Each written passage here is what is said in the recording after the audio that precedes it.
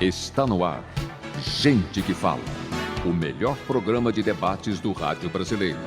Gente que Fala tem texto e direção geral do jornalista Fausto Camunha. Gente que Fala reúne de segunda a sexta-feira formadores de opinião para discutir as principais notícias do dia. Gente que Fala tem o selo de qualidade APCOM.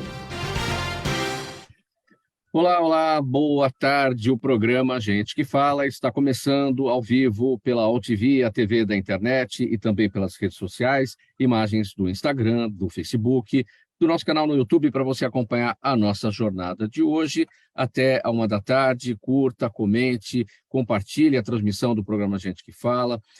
Participe também pelo WhatsApp, enviando perguntas aos nossos entrevistados. O número é o 973350038, mais uma vez, 973350038. Eu sou o Mauro Friesman, meio-dia em ponto. Hoje é quarta-feira, você sabe, os nossos assuntos sempre voltados para a gente tratar aqui da saúde, do bem-estar e do comportamento. Então vamos colocar em campo, vamos escalar os nossos convidados de hoje para análise dos assuntos aqui propostos.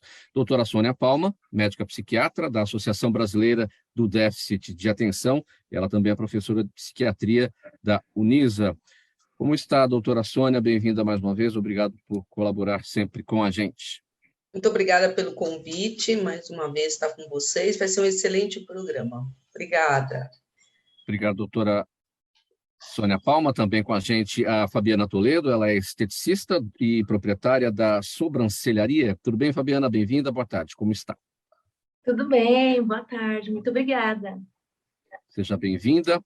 Também aqui no nosso time de hoje, mais um especialista, Dr. Davi Nordon, ortopedista pediátrico, professor de saúde pública da PUC São Paulo e de ortopedia e medicina preventiva do Estratégia Med. E o doutor Davi Nordon é autor do livro Albert Nerd e a Grande Revanche, sobre o qual a gente também vai falar um pouquinho hoje. Tudo bem, doutor Davi? Bem-vindo mais uma vez. Boa tarde, Mauro. Boa tarde a todos os nossos ouvintes e telespectadores. Como sempre, um prazer estar aqui com vocês. Ainda na nossa bancada de hoje, o doutor Igor Sincos. Ele é cirurgião vascular e endovascular, chefe da equipe do Grupo Endovascular São Paulo. Boa tarde, doutor Igor Sincos. Como está? Tudo bem? Boa tarde, Mauro. Tudo bem? Boa tarde aos colegas. Satisfação estar aqui de novo. Obrigado pela gentileza aqui com a gente mais uma vez. Vou te pedir um favor, doutor Igor. Coloque seu smartphone na horizontal para ficar com a imagem no padrão dos demais, por gentileza. E aí, enquanto você ajusta aí, você fica centralizado na tela, a gente vai tocando aqui o nosso primeiro assunto do programa Gente que Fala de hoje, 12h02, sempre com os temas da saúde, do bem-estar e do comportamento às quartas-feiras. Vamos lá. O Brasil registrou ontem um aumento de 767% no total de pacientes confirmados com a varíola dos macacos entre 20 de julho e ontem. E somos o terceiro país em número de casos.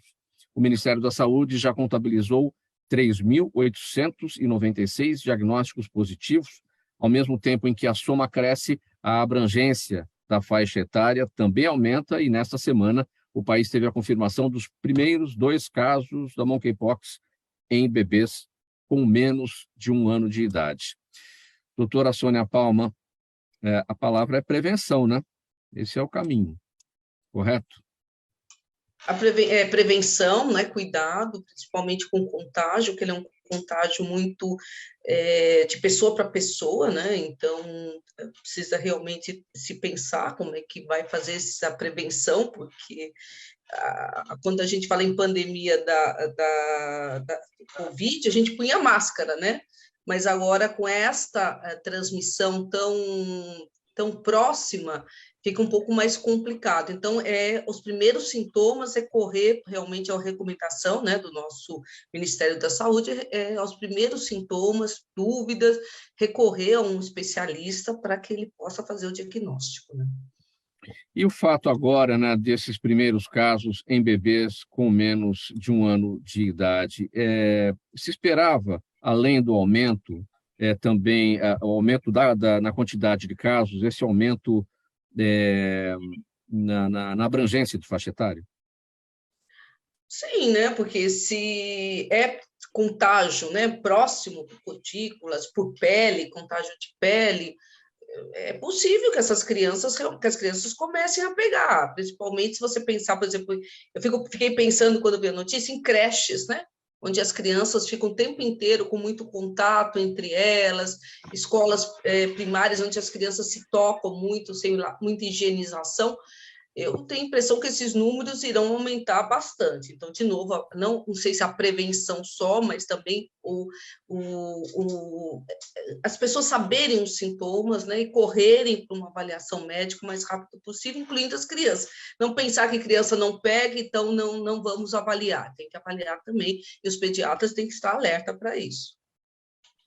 Dr. Davi Nordon, que é pediatra na área da ortopedia, o seu olhar sobre esse tema, esse índice superlativo aqui, 767% de aumento em um mês, né, de 20 de julho até ontem, dia 23, né?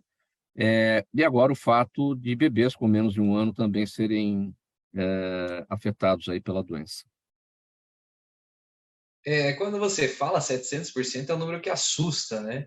Mas os números absolutos não é um número tão grande, graças a Deus. Para lembrar que quando a gente estava falando da Covid, né, pelo menos logo no começo, ela já foi muito mais contagiosa, mesmo me pareceu, do que a varíola dos macacos. Então, ao menos isso me acalma um pouquinho. Mas é a consideração que a Sônia fez, né? Em creche, as crianças se abraçam, se beijam, se lambem, né? E a contaminação, chegou um caso lá, vai acabar passando para basicamente todo mundo. Essa é a preocupação. Mas a gente fica naquela, e agora? A gente vai parar tudo de novo, né? Porque a gente já teve, não tá fácil, né? Você tá aqui no mundo, né? Muito 7-1 na sequência um do outro. Teve Covid, aí você aí, beleza, resolvemos, aí teve hepatite misteriosa, sempre descabelando a gente, que graças a Deus não foi tão impactante quanto a gente imaginou. E agora a gente está aí com a varíola dos macacos, que também, graças a Deus, não chega nem aos pés da varíola humana, né? Que era muito mais contagiosa e muito mais letal. Então, pelo menos isso, pelo menos essa tranquilidade. Mas cuidado para todo mundo, né? Todo mundo atenção aí com a contaminação. Já que você falou da varíola humana, eu sempre faço essa pergunta aqui para os especialistas que por aqui passam. As gerações anteriores estão vacinadas contra a varíola humana, né? E com o passar do tempo, houve vários gaps, aí, várias lacunas, enfim, por falhas, de uma maneira geral, em relação à vacinação. Quem está vacinado contra a varíola já, né, de décadas anteriores tem a devida proteção? Eu vou te dizer, Marco, que eu não tenho certeza do quanto se mantém dessa proteção ao longo do tempo, mas que eu me lembro era uma dose resolvida, se não uma dose com reforço, alguma coisa do tipo. Vale a gente lembrar que, tecnicamente, a varíola humana acabou, né? Foi extinta, no máximo eles guardam frascos lá de arma biológica, ou seja, o que for, de acordo com a sua teoria de conspiração, né? Mas eles têm, lógico, para estudos e tudo mais. As outras variantes, então, a própria varíola da vaca e a varíola dos macacos, são que contaminam humanos, mas que são muito menos letais, muito menos virulentas nos humanos.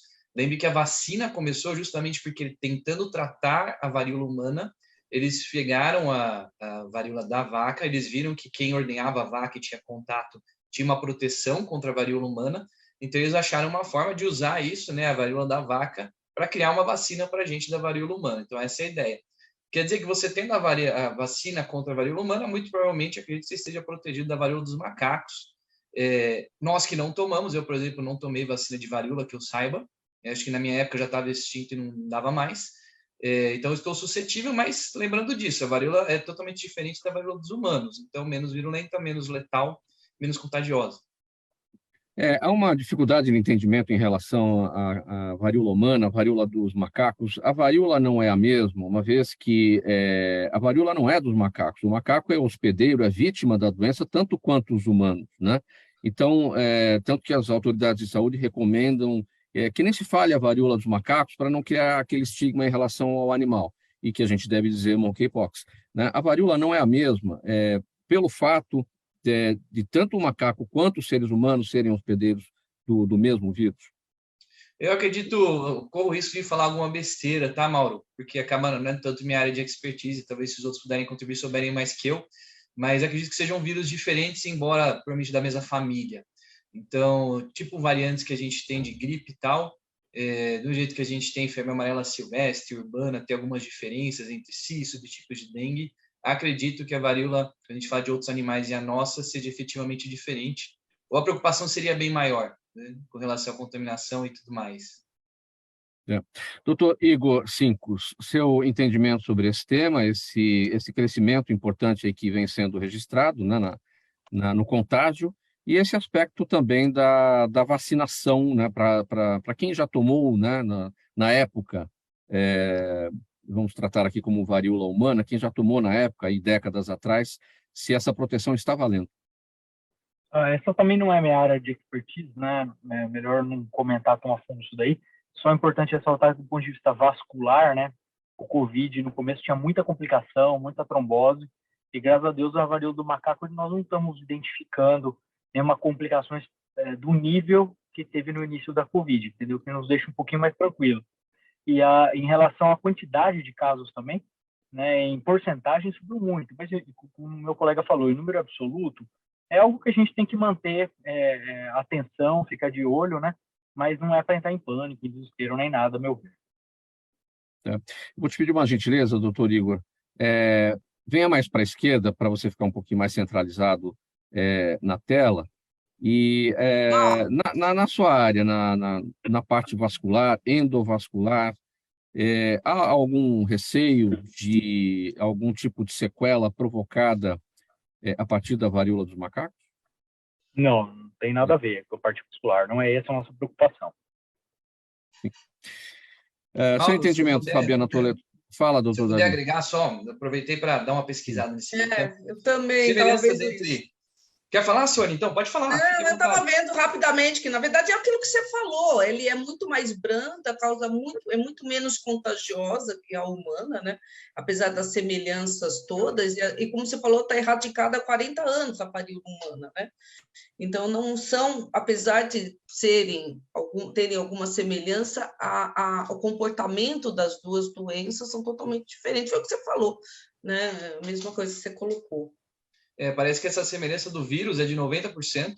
Esses 10% aí são o que faz a diferença efetivamente. E ela começou, na verdade, com roedores africanos. E aí, na verdade, foi identificada nos macacos originários de roedores. Mas isso, gente. Então, essa diferençazinha aí é o que salva a gente, graças a Deus. Sim. Fabiana Toledo, não é exatamente a sua área, mas qual é o seu sentimento em relação a esse tema? Exatamente. Eu estou um pouco desatualizada desses assuntos, eu prefiro não opinar e aprender aqui com os especialistas. Muito bem, 12h12, vamos seguir aqui então com o próximo assunto no programa Gente que Fala de quarta-feira, sempre com os temas da saúde, do bem-estar e do comportamento. Entre as consequências da pandemia, a situação de jovens e adolescentes chama a atenção para a saúde mental. Uma pesquisa do Unicef revelou que 19% das pessoas entre 15 e 24 anos de idade se sentem mais deprimidos ou sem interesse em fazer as coisas. No Brasil, esse percentual é de 22%. Para especialistas, o transtorno mais comum entre os adolescentes é a ansiedade. E chama atenção para o fato de que vários sinais costumam ser dados, como o sono alterado, choro fácil, taquicardia, tremores, sudorese e dores no corpo. Doutora Sônia Palma, essa explosão de crise de ansiedade entre os jovens, por quê, hein? Na verdade, nós já tínhamos comentado entre os psiquiatras infantis e de adolescente o aumento, né, das queixas de ansiedade que estão chegando ao consultório. E esse trabalho da Unicef só realmente corrobora a percepção clínica que nós temos. São vários fatores, né? Só para ter uma ideia, né? Antes da pandemia para depois da pandemia, os casos de ansiedade realmente dobraram praticamente nas pesquisas. Isso porque primeiro, assim, muitas crianças começaram a pandemia como crianças, terminaram a pandemia como adolescentes. Então, eles perderam uma transição que é muito importante de adaptação, né, com os amigos, com os colegas, né, com os passeios. Então, eles ficaram muito isolados, os pais ficaram online full time com eles. Isso pode ter sido bom, mas também pode ter sido muito difícil. Uma questão que é muito discutida é a questão da perda financeira.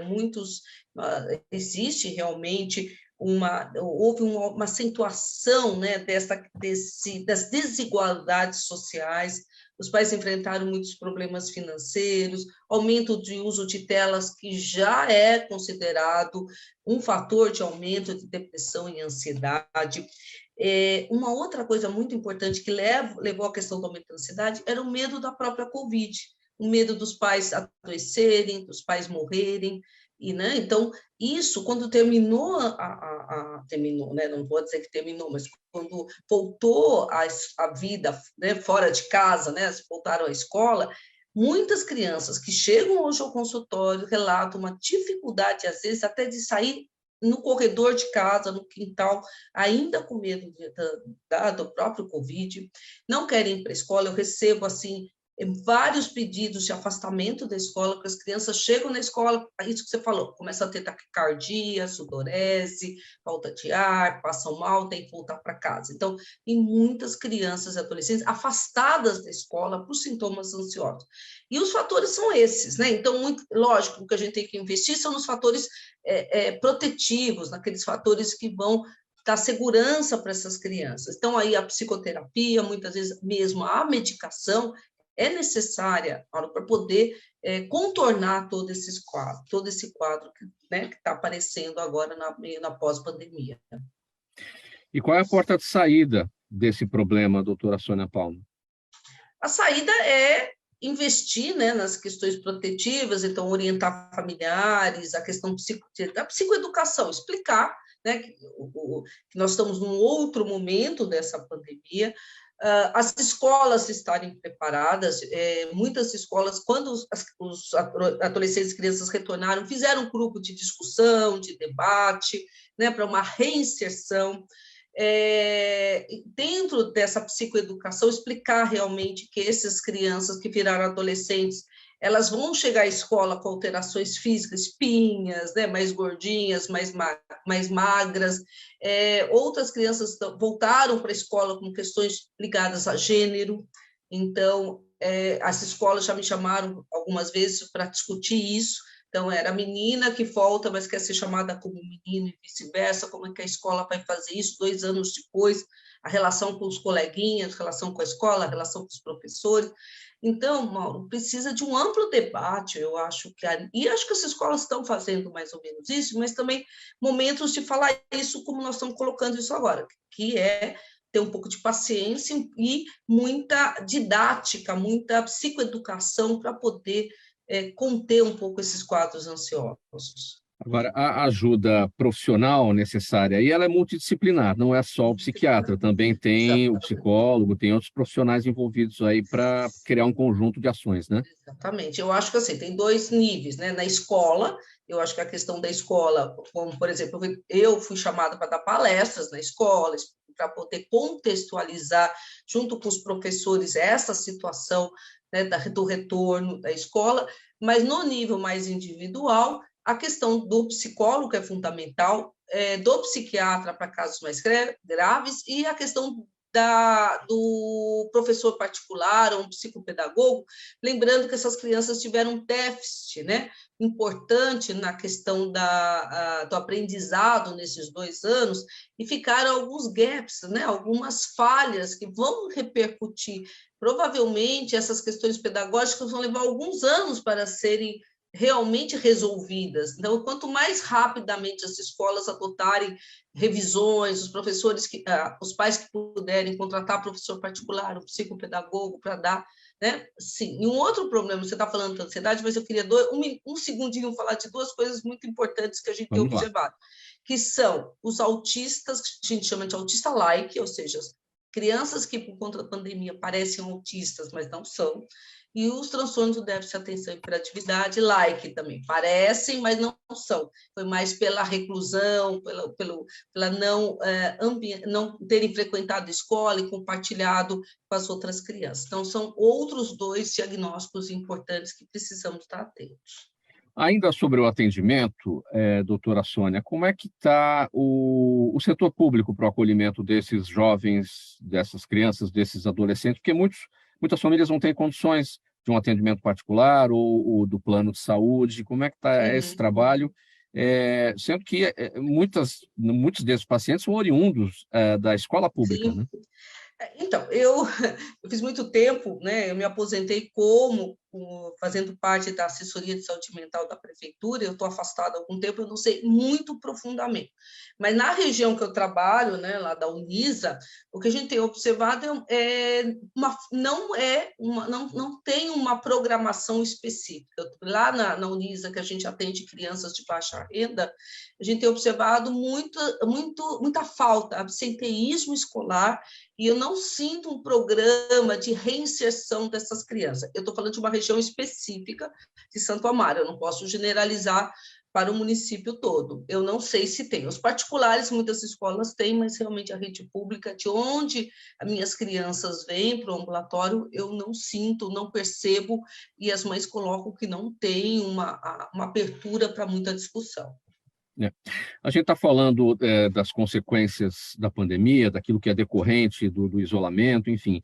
Agora, tem muitas outras coisas que levam a essa ansiedade. As notícias, infelizmente, que a gente vê por aí, doutora Sônia, não são boas. É muita violência, muita criminalidade, as crianças com medo de sair de casa, muitas vezes por conta dessas situações, os pais ansiosos, aflitos por isso. As notícias que a gente vê que não são nossas, conflitos de fora, guerras, enfim, tudo isso mexe, né? Como lidar no dia a dia com esses fatores que estarão aí, é preciso enfrentar, é preciso lidar com eles. Eu acho que, assim, até nós estávamos revendo um artigo recente sobre isso, que a ansiedade dos pais é um dos fatores também de ansiedade nas crianças, né? Nas crianças e adolescentes. Então, eu acho que a primeira questão é esses pais poderem perceber que não dá para ficar discutindo muitas essas situações na frente das crianças de uma forma não didática, né? Lógico, tem que conversar com as crianças, mas essas preocupações, ou mesmo acessar muitas informações, ao mesmo tempo ficar ligado, na época da pandemia, o pessoal ficava 24 horas ouvindo as notícias, isso causava também uma questão com as crianças. Então, saber, primeiro, lidar com a ansiedade dos pais, e depois disso, que os pais consigam passar essas informações para as crianças numa linguagem que seja compatível com a época de neurodesenvolvimento, do desenvolvimento dessas crianças. Então, crianças muito pequenas têm que ficar um pouco menos próximas disso, os adolescentes, até por conta do vestibular, do Enem, precisam discutir mais essas situações, mas dentro de uma questão mais, vamos dizer, mais não tão de alerta, né? Não tanto de uma preocupação excessiva, mas contextualizando as notícias. Eu acho que a melhor questão seria isso, que os pais conseguissem transmitir de uma forma mais tranquila, mais pedagógica, se formos poder dizer assim, as notícias que estão aí, que circundam a gente, né? Muito bem, 12h22, esse é o programa Gente que Fala, edição de quarta-feira, com os assuntos da saúde, do bem-estar e do comportamento. A gente vai falar agora com o Dr. Davi Nordon sobre o livro que ele está lançando, que se chama Albert Nerd e a Grande Revanche, e que trata de um garoto da 7ª série entrando numa escola nova, tendo que enfrentar um valentão chamado Henrique Mucho Macho e sofrendo o seu amor platônico pela linda Mariana dos Cachos Dourados e travando amizades com Robert e Isaac, os outros 2 nerds da turma. Vamos falar, doutor Davi, quem é o personagem Albert Nerd? É você? Pois é, algumas semelhanças podem não ser apenas coincidência, né? Então, tem algumas semelhanças aí, sim, entre mim e o Albert, mas o Albert, como lugar comum do escritor, né? O personagem cria vida própria, então o Albert tem sua vida própria, sim. Ele tem algumas coisinhas, mas algumas coisas são só dele. Sim. E aí esse drama que ele enfrenta aqui na escola, a escola nova, né? O valentão Henrique Mucho Macho, quer dizer, como é que é essa topada de frente com esse personagem e esse sofrimento aí no amor platônico pela Mariana dos Cachos Dourados? Vai ter que dar spoiler, né? Vai ter que contar um pouco mais para que a gente compre o livro. Exatamente. Não, o Albert entra numa escola nova, na 7ª série, e aí o primeiro passo dele, sendo um nerd, é tentar identificar outros nerds, né? Porque a ideia, eles seguem um negócio que se chama o Ciência, que é um guia que eles têm para se proteger aí de cuecões, de bullying, essas coisas, né?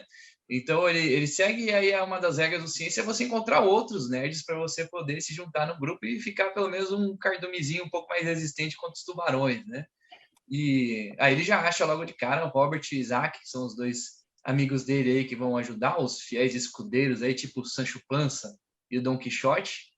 E logo de cara ele já encara o Henrique, que vem fazer aquele bullying clássico, sabe?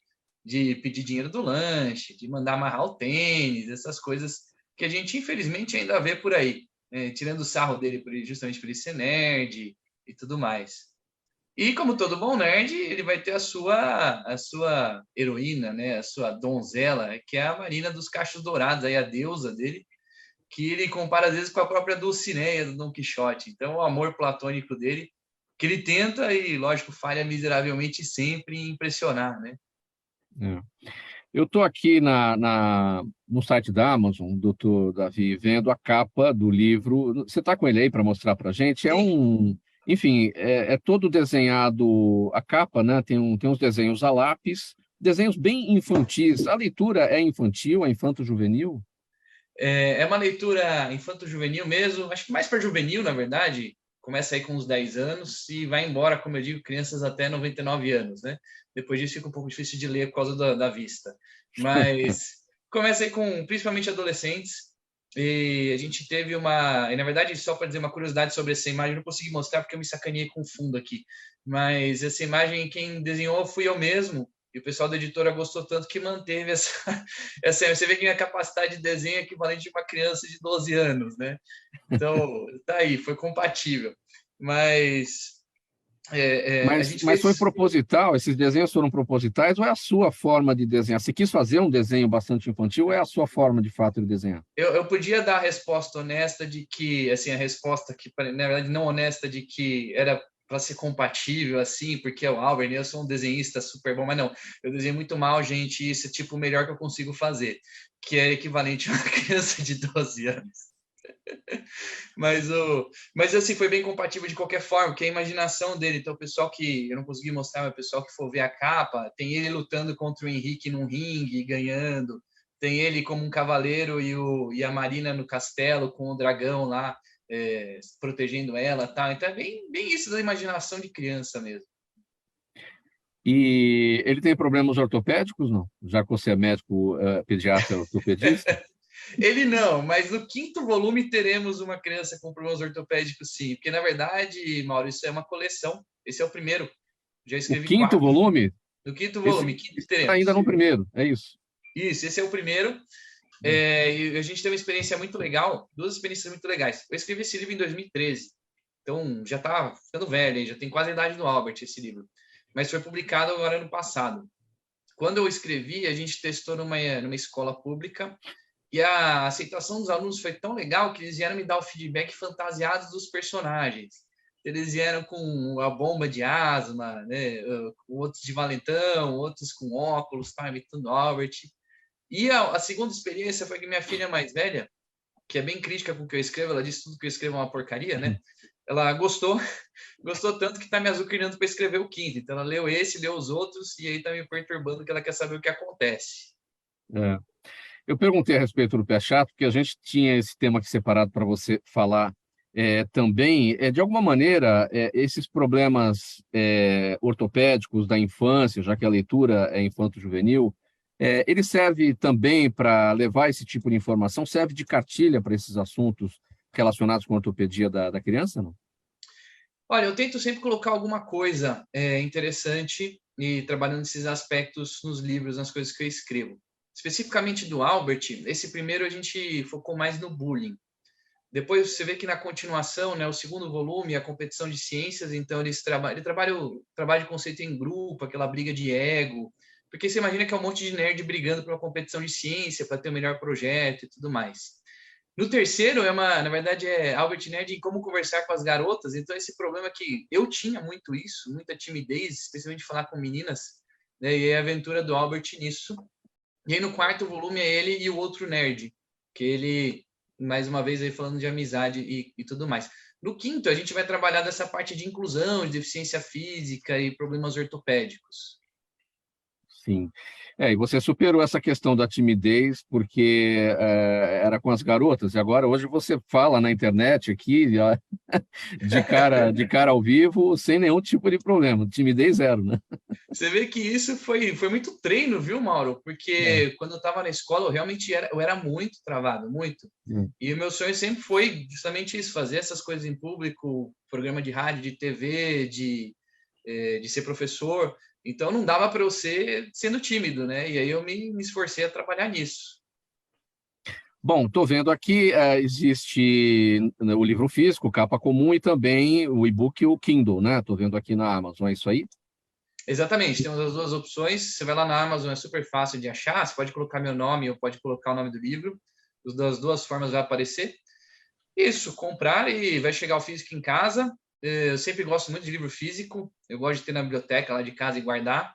Mas tem gente que gosta de Kindle, né? Então dá para você ler no Kindle aí, que é levinho, fácil de levar para lá e para cá. Davi, eu queria falar um negócio. Esse seu livro tem tudo a ver com o que a gente estava conversando sobre ansiedade, né? Essas questões que você aborda nesse primeiro volume são causas de ansiedade na volta para a escola, né? O bullying, né? A questão dessa diferença, aquele que é mais nerd, os outros também sofrem, né? O óculos, que a capa, que ali no fundo da sua tela aparece, muitas vezes, é o quatro-olho, né? Então tem toda uma questão, a relação com as meninas, porque eles saíram crianças, voltaram adolescentes, também causa ansiedade. Então, o seu livro é muito interessante, talvez até para trabalhar mesmo. O Mauro tinha perguntado como a gente pode, né, lidar com isso, talvez através de materiais pedagógicos de suporte, como livros, por exemplo. Né? Parabéns aí, Davi.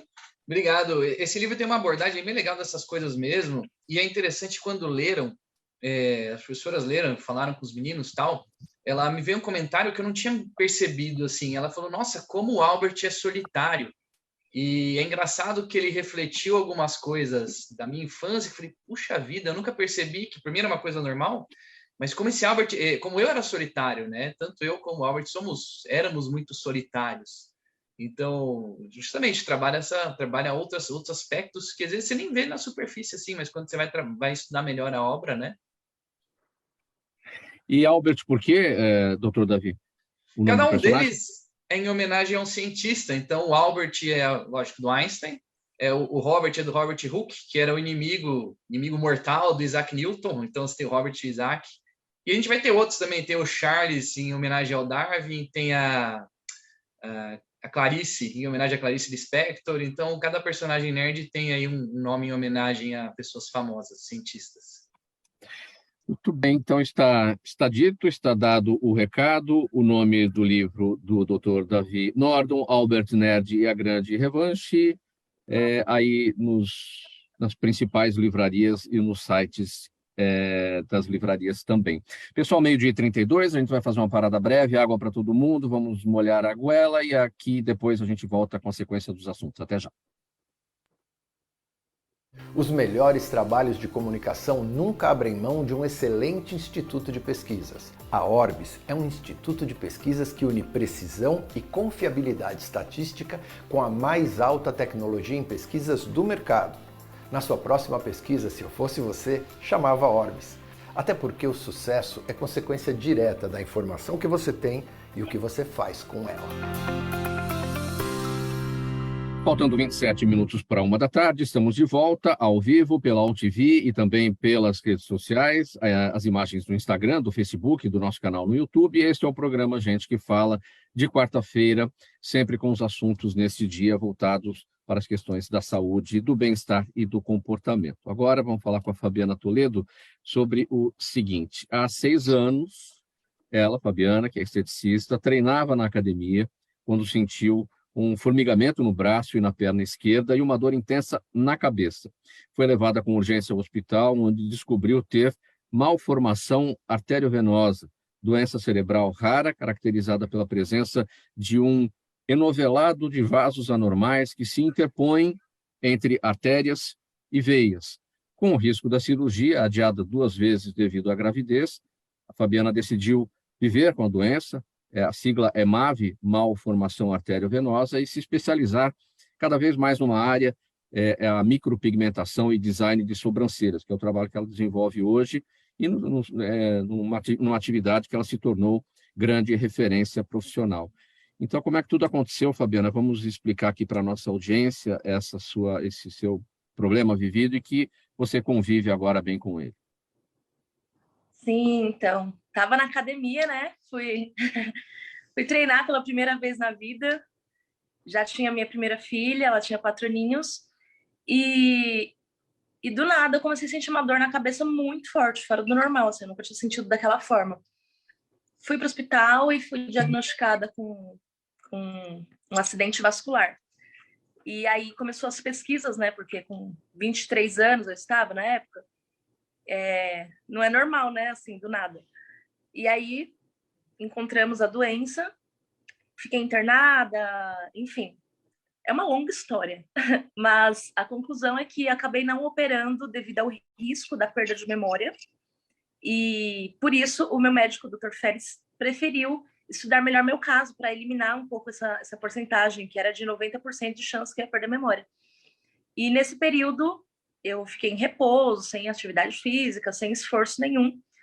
Acabei engravidando novamente e devido a isso, mais uma vez, a cirurgia foi adiada. E aí, quando o meu bebê, eu planejava tirá-lo da amamentação com 2 aninhos, engravidei novamente. E aí começou esses questionamentos, se realmente valia a pena me submeter ao risco, né, da cirurgia. Tendo 3 filhos, simultaneamente eu comecei a empreender também, né? Afinal, ser mãe e trabalhar fora não é fácil. Juntamente com meu esposo, começou a empreender comigo, ele muito empreendedor, eu muito criativa. Sempre gostei de tudo que envolve essa questão de beleza, tudo que é belo, tudo que é bonito, criativo, sempre gostei. E comecei a fazer sobrancelhas, simultaneamente comecei a fazer fotografia também. E isso foi crescendo, né? Crescemos juntos. E hoje eu convivo com a doença normalmente, por incrível que pareça, eu não tenho nenhum tipo de sintoma que normalmente as pessoas com esse problema têm. Não tenho nenhum tipo de nem dores de cabeça, é muito difícil, muito mesmo, mais por estresse ainda, é mais comum. E hoje nós temos um estúdio em Osasco, uma academy, onde eu formo mais de 100 alunas por mês. Estou também bem presente no digital, né, com cursos online, tem alunas em 10 países. Então, assim, eu venho me superando, né, mesmo com esse problema, com essa doença, eu fiz disso mais um motivo para eu cumprir com o meu propósito, para eu me autoconhecer e trabalhar essa questão de ajudar outras pessoas, independente da minha questão, da minha situação, né? E é isso. Você conhece outros pacientes com o mesmo problema, até para troca de ideias, para essa coisa da ajuda mútua? Sim, sim. Principalmente no começo, em que eu descobri a doença, eu participava de grupos. Foi justamente nesses grupos que eu encontrei um auxílio, porque eu estava num hospital em que não tinha estrutura para minha cirurgia, o médico que ia me operar. Inclusive, eu cheguei a questioná-lo se ele já tinha operado alguém com um caso parecido com o meu, e ele disse que não. Ou seja, aí eu comecei uma busca, né, por esse público, como é dita como uma doença rara, achei que seria difícil, mas eu encontrei um grupo. E nesse grupo, várias pessoas compartilhavam da mesma situação, muitas delas tinham problemas seríssimos de crise de ausência, de dores de cabeça fortíssimas, de convulsões, e ali eu pude perceber mais ainda a seriedade do meu caso, né? Sim, a gente vai conversar também com o doutor Igor Sincos, acho que ele está na conexão, doutor Igor, para a gente entender exatamente o que é a malformação arteriovenosa, tem tudo a ver com a área dele, que é vascular, é endovascular. Temos o doutor Igor Sincos?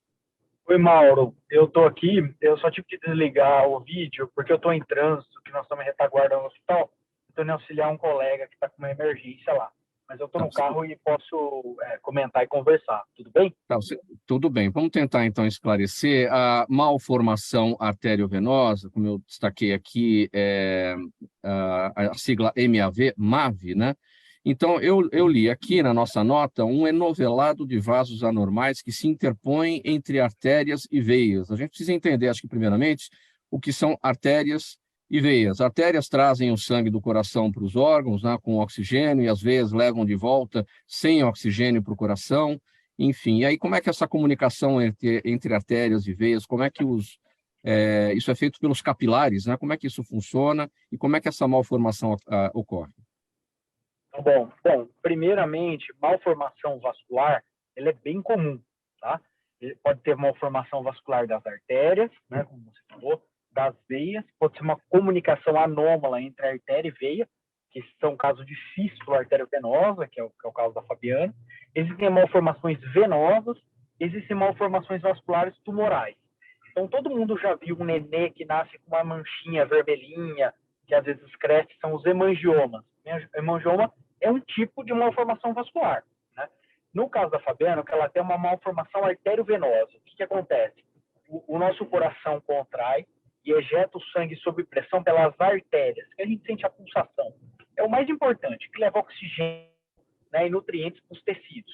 Se você tiver um entupimento arterial, você tem uma falta de oxigênio, uma isquemia. Pode ser uma isquemia cerebral, no coração, um infarto, na perna, uma trombose, né? O que ela teve lá, por essa comunicação anômala, pode ser que tenha formado um microtrombo lá e ela teve esse AVC, né, que foi revertido. Então, essa é uma situação que a gente tem que analisar, tratamento ou não. Muitas malformações vasculares de qualquer tipo, arterial, arteriovenosa ou venosa, são assintomáticas, não causam sintomas e tem um baixo risco de complicação, é só acompanhamento clínico. A partir do momento que ela começa sangramento, dor, edema, obstruções de fluxo sanguíneo, roubo de fluxo, né? Existe uma síndrome na neonatologia, que é um paciente que tem um grande hemangioma hepático, né? Uma malformação também, que acaba fazendo com que ele perde algumas células do sangue, chamada Casabas-Meri. Muitas vezes a gente tem que tratar pelo risco de anemia, de sangramento. Então, assim, é uma infinidade de problemas que precisa de um especialista, né? Sim. E é uma doença, de fato, rara? Você conhece a prevalência? A prevalência no Brasil? Não, eu não tenho esses dados. Mas, assim, na nossa rotina diária, uma malformação venosa no dorso, nas costas, uma malformação arteriovenosa nas mãos, nos dedos, né? E assim, a gravidez, conforme ela falou, é um negócio muito interessante. E muitas vezes, essas malformações, elas acontecem intrauterina. Então, a pessoa, ela já tem essa malformação dentro do útero da mãe. E ela vive uma vida plena, normal. Às vezes, uma gestação, Mauro, pode desencadear um processo de crescimento, essa malformação começa a crescer, por conta dos hormônios relacionados ao feto, entendeu? Então, essa é uma atenção que a gente tem. Toda vez que tem a gestação, a gente liga a antena aí para ver se não tem nenhuma complicação, nenhum problema, sabe? Ok, faltando 18 minutos para 1 da tarde agora no programa Gente que Fala, a gente vai seguir com outro assunto aqui, também do Dr. Igor Sincos, que é o seguinte: a Sociedade Brasileira de Angiologia e de Cirurgia Vascular lançou a campanha Agosto Azul Vermelho. O objetivo é alertar as pessoas para a prevenção e diagnóstico precoce de doenças como trombose, varizes, aneurismas, insuficiência venosa crônica e doença das carótidas, que causam acidente vascular cerebral, entre outras. A escolha das cores foi motivada pelas ilustrações dos livros médicos, onde as veias do corpo humano são representadas em azul e as artérias em vermelho. O que a sociedade precisa saber a respeito desse tema? Atenção à saúde vascular, doutor Igor. Olha, Mauro, é um projeto excepcional da sociedade brasileira, né, que visa a conscientização da população em prestar atenção na sua saúde vascular, né? Dos ginecologistas, os homens dos urologistas, até a parte cardiológica. Doutor Igor, a gente está com problemas na sua comunicação, né? Doutor Igor, temos problemas na sua comunicação, o áudio não está chegando aqui para a gente. Se quiser sair da conexão e voltar novamente, a gente dá sequência aqui na nossa conversa. Doutor Davi, consegue entrar aqui no tema do doutor Igor para a gente repercutir um pouco a respeito da importância aí desse trabalho, o Agosto Azul Vermelho, campanha para as pessoas ficarem alertas sobre os problemas da saúde vascular. Bom, Mauro, lógico, não é minha área de expertise, mas algumas coisas a gente sabe sobre esse tipo de assunto, né? Então, falando um pouquinho de curiosidade própria minha, eu tive Covid no começo do ano e eu tive o que a gente chama de aura, então ficou um pouquinho preto minha visão, um mês mais ou menos depois do Covid. E fui investigar, um amigo meu, neurologista, falou para fazer uma angiorressonância, que é justamente para ver os vasos aí do cérebro. E a gente achou uma alteração num seio venoso transverso, então uma veia aqui do cérebro que estava alterado, que podia ter sido uma trombose, que é a grande preocupação que o Igor falou, inclusive, né, que a gente tem essa preocupação da trombose após a infecção do Covid. Fiquei tomando anticoagulante por 3 meses e a gente repetiu o exame. Qual que era a ideia do meu neurologista? Se mantivesse igual, isso era uma malformação venosa. O aspecto que dava lá, existe um enovelado com um nome bonito que eles dão, que eu não lembro, mas que era essa malformação venosa. Se não melhorasse, quer dizer, se melhorasse é porque era uma trombose que realmente resolveu com anticoagulante. Então, para minha sorte, na verdade, era só essa malformação. Eu achei sem querer, na verdade, né? Por que eu tive essa aura? Eu não sei. Pode ter sido uma enxaqueca sem aura, essa coisa existe, a dor de cabeça, a aura sem enxaqueca. Então, você tem a alteração de visão, mas não tem a dor de cabeça. E não sabemos exatamente por que eu tive, né? Mas provavelmente foi isso. Então, para dizer que realmente ele falou que a prevalência ele não conhece, mas que nós temos, muito provavelmente todo mundo deve ter alguma malformação em algum ponto, venosa ou arterial ou arteriovenosa, porque nós temos muitos vasos e a chance de dar errado em algum momento de algum deles é muito grande. Aí, a grande ideia de manter a atenção, na verdade, não diria que é para todos fazerem exames diagnósticos, e acredito que o Igor vai falar que não tem sentido isso, a gente sair fazendo ressonância de todo mundo para ver os vasos, Claro. Mas principalmente conhecer que existe isso, e como a Fabiana falou, desses sintomas neurológicos que ela teve, essa alteração, formigamento, às vezes alteração visual, igual eu tive, coisas desse tipo, chamar a atenção para as pessoas investigarem que esses são os casos que realmente merecem uma investigação mais a fundo. Tem muita gente que tem e deixa passar. Doutora Sônia Palma, o olhar da psiquiatria a respeito desse tema, porque acho que talvez em muitas situações há necessidade até de um acompanhamento psiquiátrico em nome da saúde mental dos pacientes, né? Com certeza, né? Todas essas doenças, principalmente doenças que podem ter de uma maneira súbita, né, algum mal-estar, elas causam realmente muita preocupação, são causas de ansiedade. As doenças crônicas, em geral, elas levam ao aumento da ansiedade e muitas vezes precisam realmente tanto de um apoio emocional, com terapia, quanto às vezes, de medicação, se isso chegar em sintomas extremos, né? Casos, né, como a Fabiana relatou, como ela falou, ela mesma, que ela lida bem, ela superou, é o caminho que a gente busca para essas situações, né? Porque são coisas que não dá para operar, não, né? Tem que monitorar, e aí o que precisa mesmo é que, principalmente em questões como a da Fabiana, a calma, né? Não entrar em grandes estresse, não ter quadros depressivos muito graves, né? Isso ajuda, né? Porque a ansiedade aumenta muito, por exemplo, o nível de cortisol, pode aumentar o nível de pressão arterial, então são pessoas que precisam ter um nível de tranquilidade, né? Um domínio da ansiedade importante até para evitar uma piora desse quadro cerebral, né? Essa questão vascular. Faltando 12 minutos para 13h agora, a gente vai seguir aqui com as perguntas da nossa audiência que estão chegando. E será que a gente tem o Igor ainda para finalizar? Porque a gente não estava aí com uma boa conexão com ele. Igor, você está por aí? Aqui, você acha que está melhor agora? Vamos lá. Para finalizar o seu raciocínio, acho que agora está ok. Vamos lá. E aí a gente vai para as perguntas da audiência.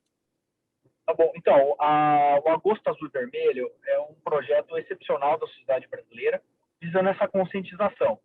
É muito importante que quem tem histórico familiar de trombose, de aneurisma, né, de aterosclerose severa, que são as doenças do coração, da carótida, né, busquem um check-up vascular, né, antes de ter o problema. Então, o que a gente recomenda é que as pessoas na faixa etária dos 50 anos se for tabagista diabético, antes, passar no vascular, fazer uma avaliação, um check-up, porque nós temos uma facilidade grande de identificar os problemas vasculares antes dele acontecer, né? Muitas vezes com exames a gente consegue identificar uma placa de aterosclerose, isso já sinaliza para a gente o que vai ser o futuro, né? Além disso, tem um problema de varizes, de trombose, uma série de patologias que a gente consegue fazer uma prevenção, né? Então, a recomendação nossa hoje da sociedade é bastante atenção. A doutora falou em relação aos problemas psiquiátricos, né? E só para fazer um adendo aqui, a quantidade de pacientes que depois de uma revascularização cardíaca ou de uma cirurgia de aneurisma entra num quadro de depressão, sabe? É impressionante. Então a gente tem que se antecipar e ter sempre um apoio psicológico e psicoterápico aí para nos auxiliar na recuperação desses pacientes. Muito bem, 10 minutos para 1 da tarde agora, e vamos então às perguntas da nossa audiência, aqui pelo programa Gente que Fala, ao vivo pela OnTV e também pelas redes sociais. Fabiana Toledo, eu começo com você. A Mariana Corrêa está no YouTube e quer saber a sua opinião sobre o transplante de sobrancelha, que é a sua área de trabalho. Então, na verdade, essa especialidade, ela foge da nossa área e é uma indicação quando não é recomendado fazer a micropigmentação, por exemplo. A pessoa não quer fazer esse procedimento, que é como se fosse uma tatuagem semipermanente, e ela quer realmente os fios ali implantados, né? Então, a recomendação já é encaminhar para um especialista que faça esse trabalho, já que a nossa área tem ali na estética, não vazios. Problemas com a sua conexão também. O seu áudio final ficou comprometido. Você consegue repetir? Encaminha para o especialista? Isso mesmo. Até porque a nossa área, ela vai abranger esse efeito semipermanente, na qual a gente desenha como se fosse uma tatuagem semipermanente. Quando o desejo da cliente não é esse, então a gente encaminha para o especialista no implante. E como tudo, né, muitas vezes a gente trata das questões entre o querer e o poder, às vezes a pessoa procura um especialista justamente para entender se ela pode se submeter a um determinado tipo de tratamento, porque ela às vezes pode querer, mas não ter as condições de saúde ou outras condições necessárias para isso. E daí o sentido do encaminhamento para o especialista, certo, Fabiana? Exatamente. Pergunta para a doutora Sônia Palma, vem da Juliana Rocha. Ela está com a gente no Instagram. Há alguns meses, ela diz aqui, ocorreu um suicídio de uma adolescente na escola da filha dela. A notícia se espalhou pelos grupos de mensagem, mas a escola não disse nada sobre o assunto, nem o abordou com os demais alunos. Atitude correta essa da escola ou não? A pergunta da Juliana Rocha, doutora Sônia. Essa é uma pergunta que tem uma resposta complexa. O que não pode é fazer uma apologia da morte, né? O assunto tem que ser tratado e muitas vezes algumas escolas contratam psicólogos para fazer roda de conversa dentro das escolas. Porque se você faz uma abordagem muito, entre aspas, espalhafatosa dessa morte, desse suicídio, nós temos um problema, essa pergunta é muito interessante, porque nós temos um problema nos adolescentes, que é o contágio. O suicídio é contagioso. Então, teve recentemente um caso, né, que houve um suicídio na escola, depois mais 4 adolescentes também se suicidaram. Então, por quê? Por contágio. Se morre uma pessoa importante, principalmente essas bandas coreanas que os adolescentes amam, né? E tem muitos casos de suicídio, eles também se suicidam. Então, nós temos que evitar que esse assunto seja abordado de uma forma, tem que ser abordado de uma forma pedagógica, né? Trabalhar as questões de ansiedade, as questões de bullying, né, que o doutor David colocou no livro dele, o bullying, principalmente, esse é um dos fatores principais na adolescência de suicídio, é o bullying, e as decepções amorosas, o primeiro namoro, né, tudo que tem no livro, né, doutor David, são questões que podem aumentar. Então, a escola precisa, primeiro, entender o que aconteceu e, se não tiver condições dela chamar um especialista para intermediar essa conversa em relação aos adolescentes. Essa é uma preocupação nossa também, da imprensa, e nós já falamos a respeito disso em Sim. outras ocasiões, doutora Sônia, sobre a necessidade da abordagem de forma pedagógica, porque pelos manuais de redação, na imprensa de uma maneira geral, esse tema não é abordado, até para não se fazer apologia. Então, mas o caminho correto é fazer o que a O gente está próprio fazendo metrô aqui. não divulga todos os, não pode divulgar. Se divulgar, a coisa pode ter características mesmo de um surto de suicídio, né? Então, eu acho que a escola vai ter que ver o perfil dos seus alunos, né? Porque escola pública, escola particular, escola bilíngue, que tipo de crianças, né, e familiares para poder pensar junto, né, a melhor estratégia de conversar com esses adolescentes, essas crianças sobre o ocorrido. Eles Doutor- chamam isso de efeito Werther, né? Tipo Do Goethe, né? do do famoso livro do livro, Goethe. né? Sofrimento do Jovem Werther, que teve essa onda do suicídio após a publicação, né? Isso na Europa, final do século XVIII, né? Foi isso. Já tratamos a respeito desse tema, do efeito Werther, aqui mesmo no programa Gente que Fala. Doutor Igor, qual é a função do filtro de veia cava, geralmente implantado por cirurgiões em emergências vasculares? Pergunta da Kátia Monteiro no Instagram. Tá bom. Kátia, o filtro ele é um dispositivo pulmonar, né? O tratamento para trombose é anticoagulação, né? Tomar medicamento, ou injetável, ou via oral, anticoagulante. Só que alguns pacientes têm contraindicação ao uso da anticoagulação. Então, eles não podem tomar anticoagulante pelo risco de sangramento ou outras complicações. Aí, nós optamos pelo filtro de veia cava para proteger dessa trombose evoluir para uma embolia pulmonar. O Fernando Oliveira está no Facebook. Doutor Davi, ele quer saber como é o tratamento para LER nas mãos. LER, lesão por esforço repetitivo. Sabe que eu achei que fossem falar de dor do crescimento, como adoram falar, né?